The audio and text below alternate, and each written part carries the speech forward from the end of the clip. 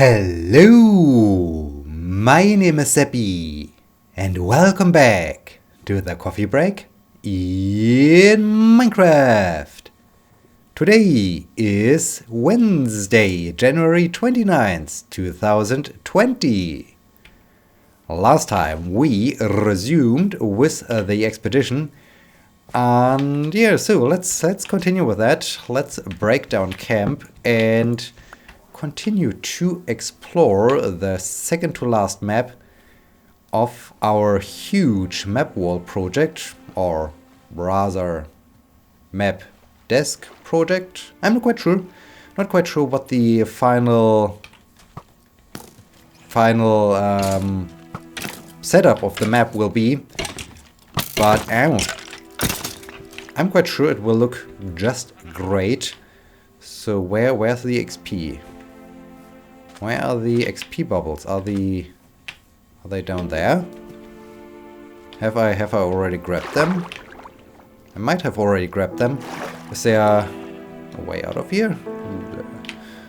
Those are really important questions, how to get out of here again.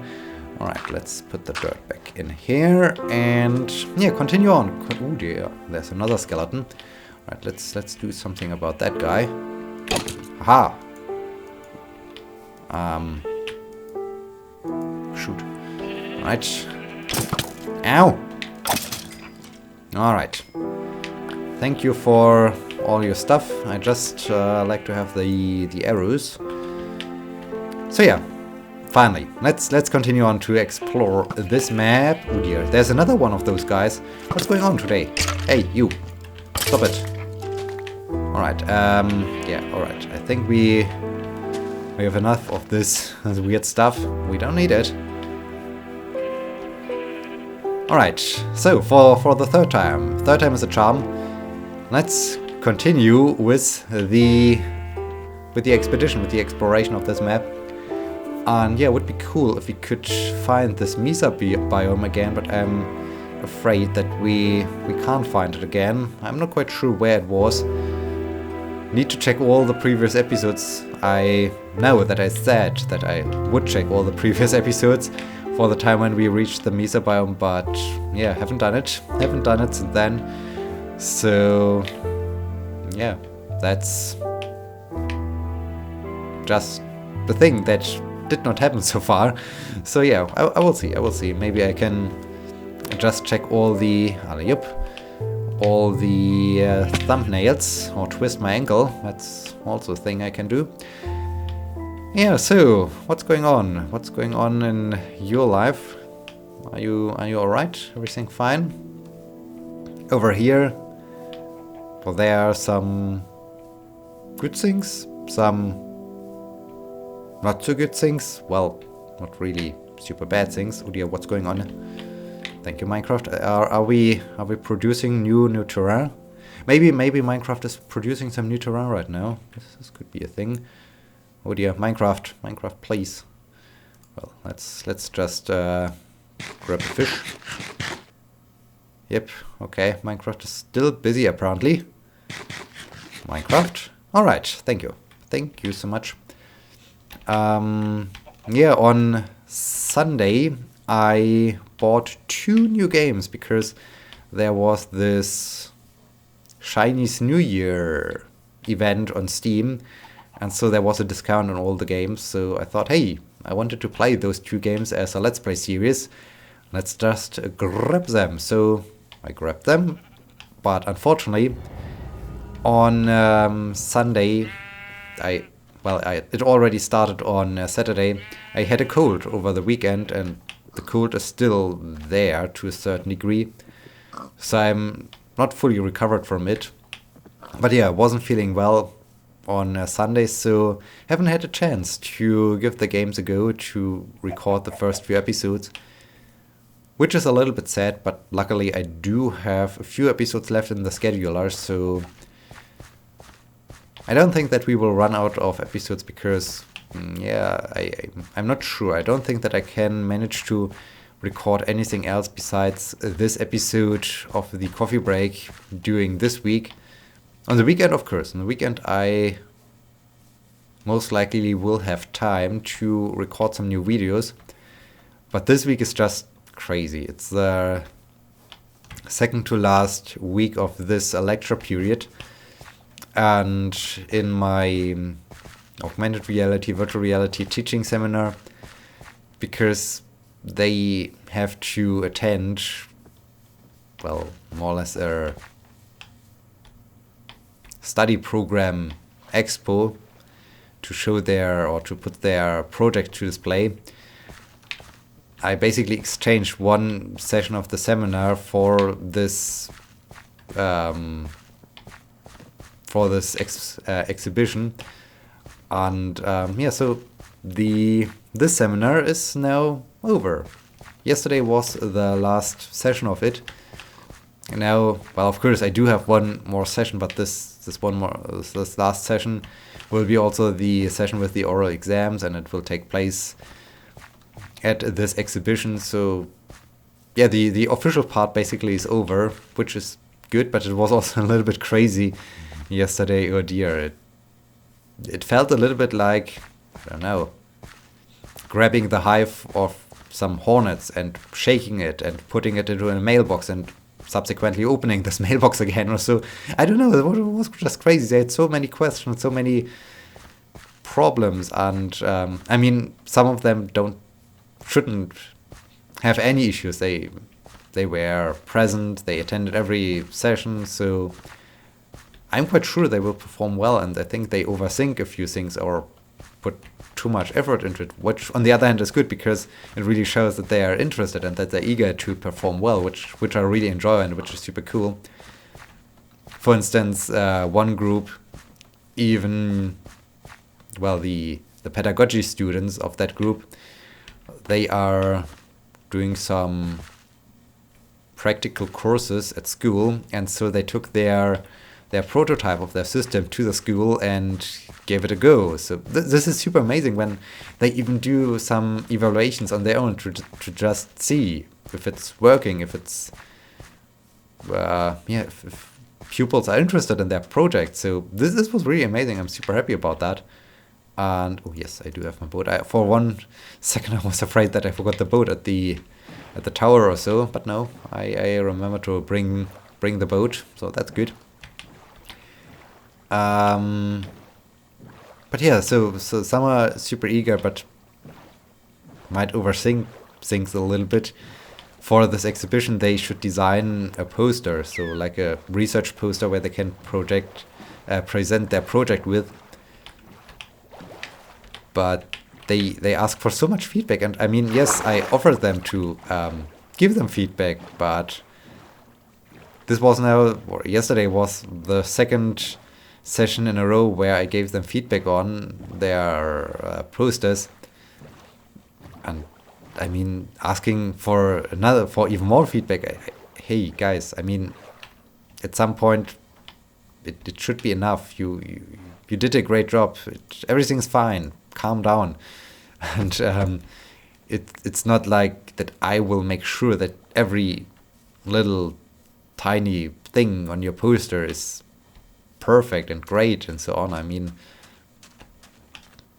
I help them to get the posters in a decent state, but in the end it's up to them to decide what they want to write on their posters, what they want to present on their posters. It's not my job to make sure that the content is polished, because hey, that's their project and that's their task, their duty. But yeah, so it was cool. And also quite demanding, because normally the seminar or the session lasts for 90 minutes, but yesterday, I'm not quite sure when I left, I think it was like 2 hours 20 minutes, 30 minutes or so. So yeah, this was interesting. This was intense. It was very intense. But it's cool. It's cool that they are... Oh dear. Minecraft, please. That they are interested and engaged in their course. So, this kind of fish. Oh, tropical fish. Okay. So this is cool. This was cool. Huh? Oh, blowfish. Pufferfish. Interesting.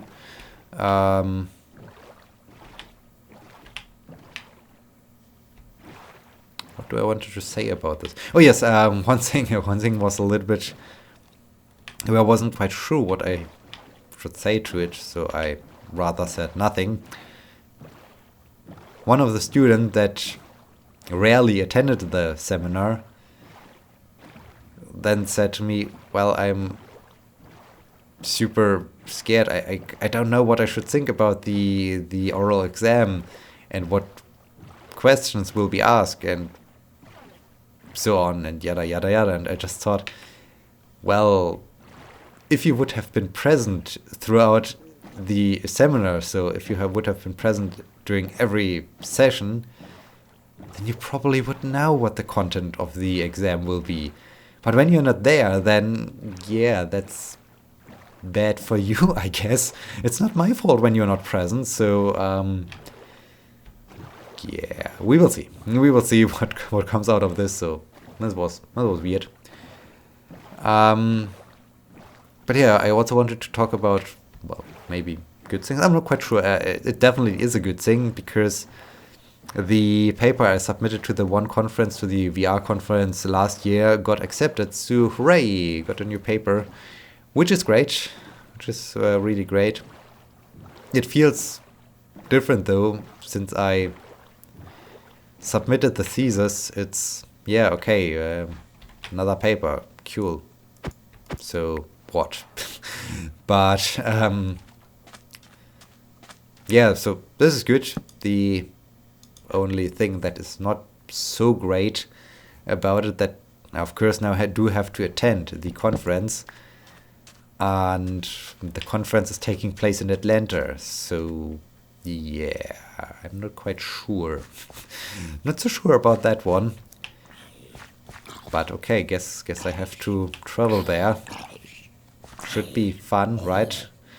Do I know someone from Atlanta? Is someone here from Atlanta? Can someone tell me more about Atlanta? Is there something I should be aware of or so? Would be cool. Would be cool if you do have some advice or so. But yeah, so that's the thing. The problematics, well, that's the usual thing. Normally when you get a paper accepted, it's of course not like, okay, yeah, hooray, your paper is good, let's just publish it. No. They provide you with reviews and of course with some conditions you have to fulfill so that the paper really gets accepted, which means you're returning back to your text editor and you are editing the paper again to make a few changes to it, which often is just great when they suggest like, hey, you should, that's the right word, provide some further information concerning the experiment you used or concerning the whatever you did, and your paper already is full, so there's a maximum number of pages and you reach the very end of the last page and you start to implement new text and you just realize, okay, now I have to remove some other content just to fit in what you requested. Guys, reviewers. But anyway, that's the thing. The main problem with that thing is the revised version has to be submitted basically 1 week after we received the reviews, which is fun, especially since now, as I just said, exams are upon us, and yeah, it's not like I wouldn't have had anything else to do. I have to prepare a lot of exams, grade a lot of things, do all this crazy stuff, and yeah, just rewrite a few things of your paper. Cool, fantastic. But yeah, I hope I can get it done, and hope I can also prepare my exams. Friday are the first exams of my seminar. Normally I would have done this, all of them, at the exhibition, but since one of my students is pregnant, I don't want her to be at the exhibition, so yeah, she gets an early run, and another one needs her grades earlier than the end of the lecture period, because I don't know, university is crazy. It's so hilarious. She wants to attend an exam that is a central exam, a critical exam, doing her studies for becoming a teacher. And yeah, they, for some reason, need all the grades before the end of the official lecture period, which is just hilarious. I mean, sure, I don't have anything else to do, dear other examiners, than to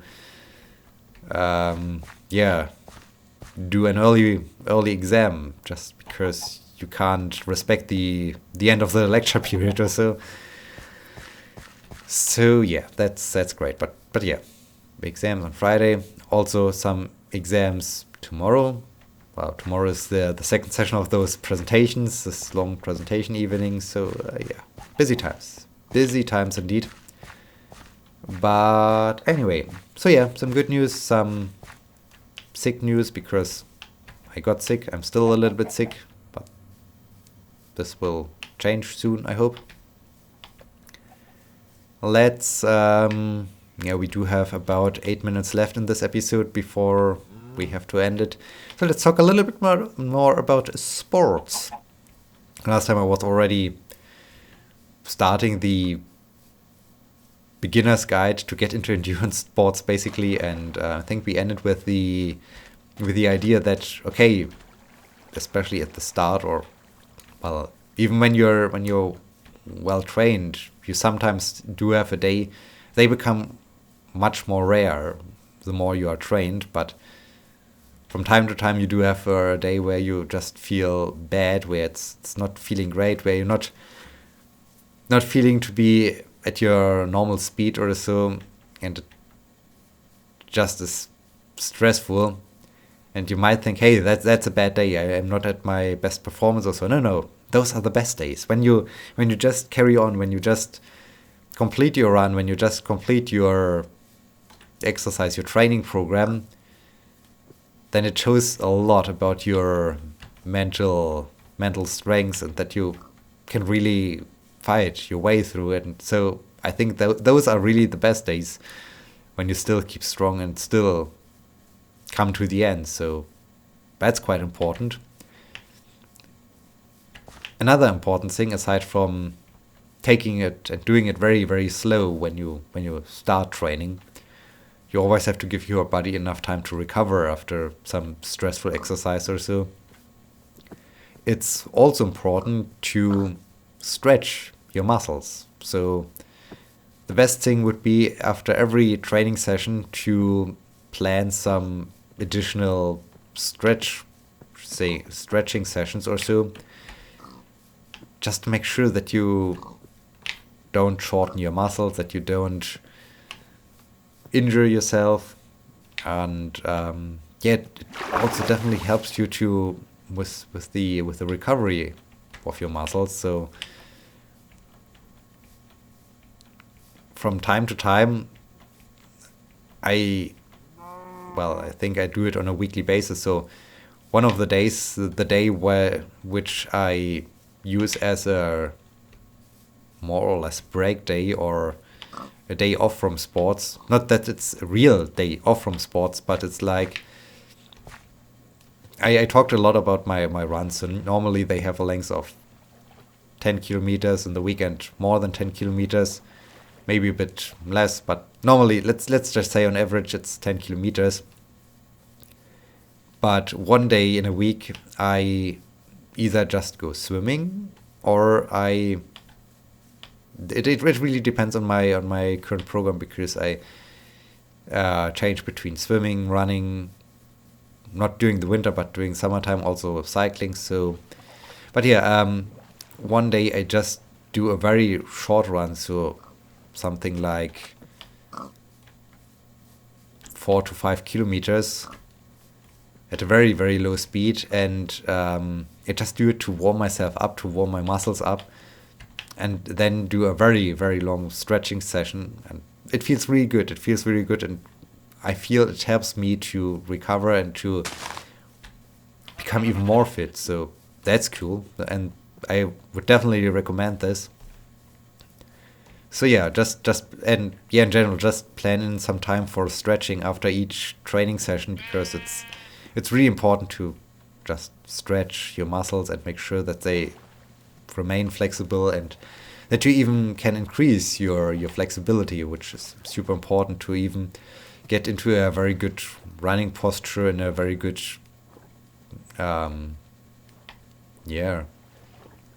posture for running, which is very important, or for any other activities you want to do. So yeah, stretching is important. Another thing that is important, and you should definitely plan time in for it, is a good warm up and either warm down or cool down phase.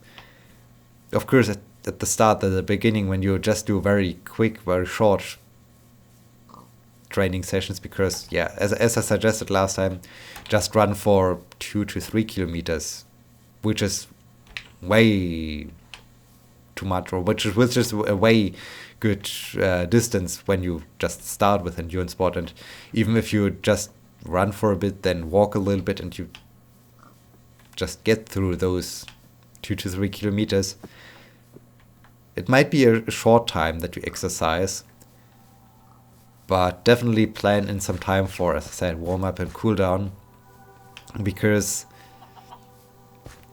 when you at first need to wake up your muscles, need to make sure that the muscles are warm, that they're ready for the stress that comes from the real activity, from the main set. And afterwards, especially when you do a stressful main set, where you really try to maybe improve your speed, such as doing interval sessions or so, you need some time afterwards to basically bring your heart rate down, to let your muscles recover a little bit. And of course, at first you will find some sheep residue. You will find your warm up and cool down sessions maybe as long as your main set. So you have the same time, you need the same time for warming up, for cooling down, and for your main set. But over time, this ratio will definitely change to that the warm-up and cool-down will just make up a fraction of your normal training program. But it's super important. It's super critical that you get your body ready, and afterwards that you cool your body down. So yeah, do those things that are very important for making sure that you stay healthy, that you don't injure yourself, that you remain flexible. And ow, sniper guy.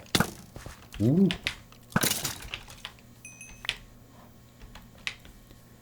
And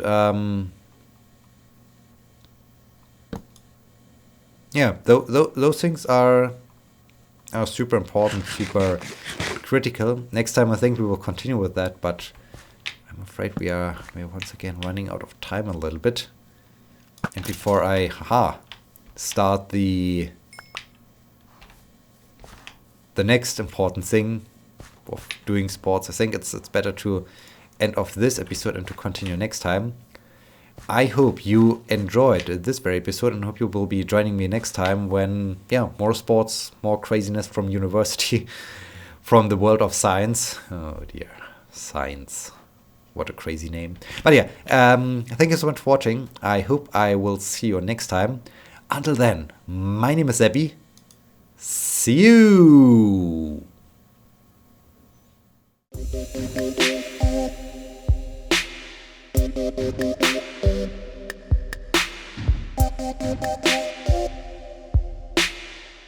Thank you.